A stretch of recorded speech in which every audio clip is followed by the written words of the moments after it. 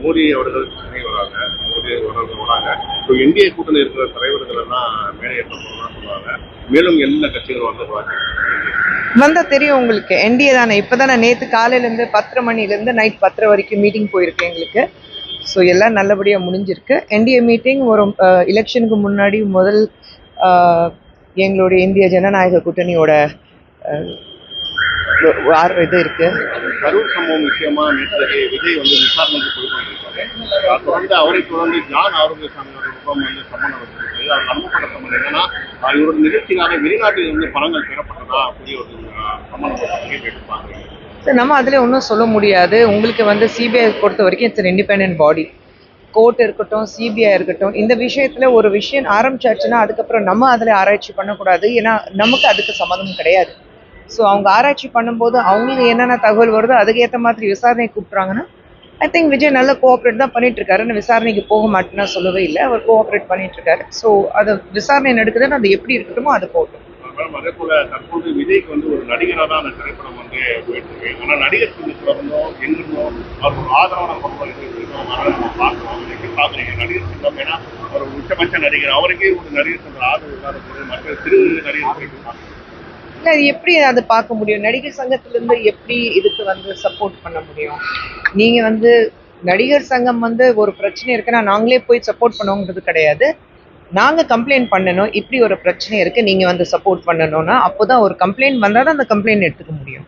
அவ்வளவுதானே இருக்கு. இந்த விஷயம் அதாவது தெலுங்குடைய கேசரி படம் தான் தமிழ்ல உங்களுக்கு அதுக்கு ஈஸியா கிடைச்ச சென்சார் கூட இதுக்கு தாமதமா ஒரு அரசியல் காரணம். இது ஜனநாயகன் யாராவது பாத்தீங்களா? நீங்க பாத்தீங்களா? நான் பார்த்தேன். நான் இல்ல வெளியில உட்காந்துட்டு இந்த மாதிரி கருத்து சொல்றதுக்கு யார் யார் உட்காந்துட்டு இருக்காங்க யூடியூப் முன்னாடி, அவங்க பார்த்தாங்களா? பார்க்காமலே நீங்க ஏன் முடிவுக்கு வரீங்க? இப்போ சென்சர் போர்ட்ல அதை கிளியர் பண்ணலைன்னா நிச்சயமாக அங்க சென்சிபிலிட்டிஸ் இருக்கும். அவங்க அதை பார்த்துட்டு வேண்டாம்னா சொல்லியிருப்பாங்க. இதே ஜனநாயகத்தை மட்டுமல்ல, நீங்க பராசக்தி சொல்லும் போது அதுக்கு சிபிஎஃப்சில இருந்து தடை இருக்குன்னு சொன்னாங்க. வந்துச்சு, ரிலீஸ் பண்ணிட்டாங்க. ஆனா அதுக்கு ரெட் ஜாயிண்ட் அத்தனைக்கு ரிலீஸ் பண்ணியிருக்காங்க. அதுக்கு எதிர்ப்பு தெரிய வச்சது யாரு? உங்க கூட்டணியில இருக்கிறது காங்கிரஸ் தானே. கூட்டணியில இருந்து இந்த ஜனநாயகத்துக்கு மட்டும் இல்ல, நீங்க பராசக்தியை பேன் பண்ணணும் ரிலீஸ்க்கு அப்புறம், பார்த்ததுக்கு அப்புறம். இந்த மாதிரி படம் பார்க்காமையே ஒரு முன்னாடியே உட்காந்துட்டு நானும் கேமரா முன்னாடி நின்றுட்டு பேசுவேன், கருத்து சொல்றவங்களும் இப்போல்லாம் எல்லா இடத்துல காளான் வளரும் பாருங்க, ஒரு மழை வந்தோடனே அந்த மாதிரி எல்லா இடத்துல வளர ஆரம்பிச்சிட்டாங்க.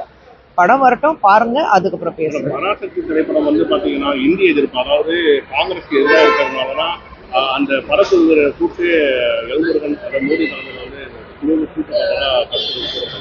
அதான் எல்லாருடைய கருத்துக்கு சொல்றதுக்கு அதுக்கு பதில் கொடுக்கறதுக்கு நான் உங்க முன்னாடி நிக்கல. தற்போது ஒரு நேற்றைக்கு பாத்தீங்கன்னா வேலைச்சேரியில ஒரு இளைஞரை ஒரு 4 பேர் கட்டியால வீடியோ பாக்குறீங்க. முதல்ல தமிழகத்துல இருக்கிறது திமுக ஆட்சியில அடிப்படையில இருக்கிறது பெரிய பிரச்சனை டாஸ்மாக் போதைப் பொருட்கள் நம்ம இளைஞர்களை எந்த அளவுக்கு பாதிக்குதுன்னு நம்ம பார்க்கணும். லா அண்ட் ஆர்டர் சுத்தமா இல்லை.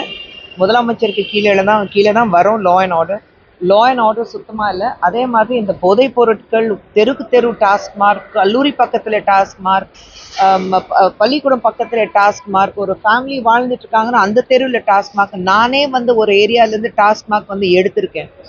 ஸோ இந்த மாதிரி இருக்கும்போது நிச்சயமாக இதுக்கு பதில் முதலமைச்சர் அவர்கள் தான் சொல்லணும். ஏன்னா எலெக்ஷன் வேற வரப்போகுது.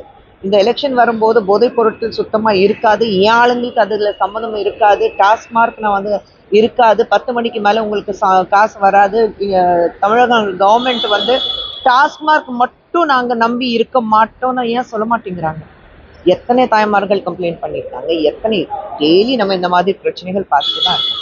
இதுக்கு முதலமைச்சர் தான் பதில் சொல்லுவாங்க. மகளிருக்கு ஆல்ரெடி திமுக 1000 ரூபாய் மாதம் கொடுத்துருக்கு. எப்போல இருந்து?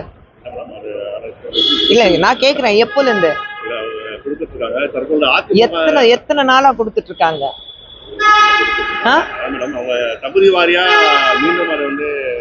போன தேர்தலே ஆரம்பிச்சாங்க, சொன்னாங்க 6 மாசம் கொடுத்தாங்க, நிறுத்திட்டாங்க. தேர்தல் வரப்போது 6 மாசத்துக்கு முன்னாடி மறுபடியும் ஆரம்பிச்சாங்க. நடுவுல இருக்கிற 4 வருஷம் தூங்குனாங்க.